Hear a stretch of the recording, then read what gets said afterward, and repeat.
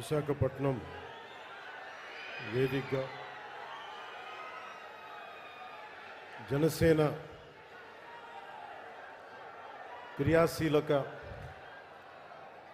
క్రియాశీలకంగా పనిచేసే జన సైనికుల్ని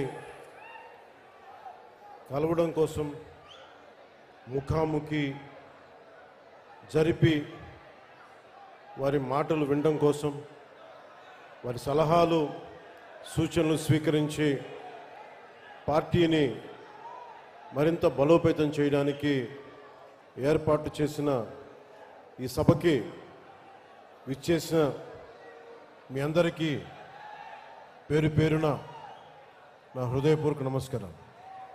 అలాగే ఈ సమావేశాన్ని గత 10 రోజులుగా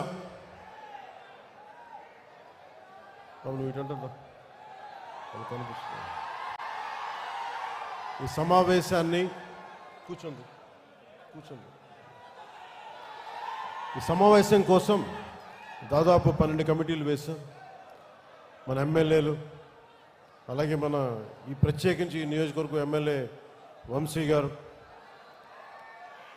మన విశాఖపట్నం నాయకులు నాదెండ్ల మనోహర్ గారి ఆధ్వర్యంలో మన ఉత్తరాంధ్ర నాయకులు అందరూ, రాష్ట్ర నాయకులు అందరూ కలిసికట్టుగా పనిచేసి జనసేన క్రియాశీలకంగా పనిచేసే జన సైనికులు, వీర మహిళలు అందరూ ఈ సమావేశం కోసం కష్టపడ్డారు.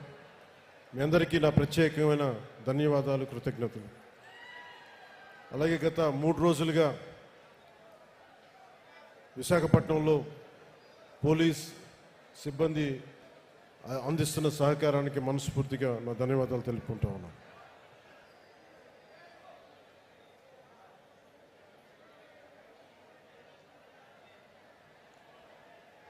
జనసేన 2014లో ప్రారంభించినప్పుడు మన తెలంగాణలో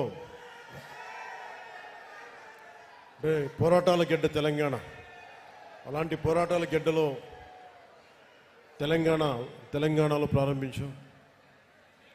ఆంధ్రప్రదేశ్లో నిలదొక్కున్నాం. ఈరోజు మహారాష్ట్ర నుంచి, కర్ణాటక నుంచి, ఒరిస్సా నుంచి, తమిళనాడు నుంచి అందరూ మేము కూడా వస్తాం, మన పార్టీ ఉనికి అక్కడ లేకపోయినప్పటికీ మేము కూడా దీంట్లో భాగస్వామి అవుతాం అని వచ్చేసిన కర్ణాటక, తమిళనాడు, మహారాష్ట్ర, ఒరిస్సా నుంచి వచ్చిన జన సైనికులకి, వీరమహిళలకి నా హృదయపూర్వక నమస్కారం. మనస్ఫూర్తిగా ఆంధ్రప్రదేశ్ విశాఖపట్నం మేము మనస్ఫూర్తిగా హృదయపూర్వకంగా మిమ్మల్ని ఆహ్వానిస్తుంది.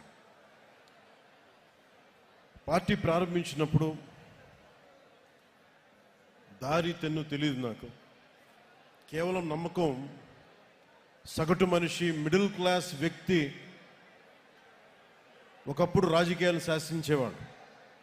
అలాంటి మిడిల్ క్లాస్ వ్యక్తులు, మేధావులు రకరకాల విధంగా విడిపోయారు. సమస్య వచ్చినప్పుడు ప్రతి ఒక్కళ్ళు వాళ్ళదైన పర్స్పెక్టివ్ తోటి, వాళ్ళదైన దృక్పథంతో ఉండే పరిస్థితుల్లో నాకు అనిపించింది సగటు మనిషి మాట్లాడే కోపం ఎలా ఉంటుంది, ఆవేదన ఎలా ఉంటుంది, వీటి నుంచి పుట్టింది జనసేన.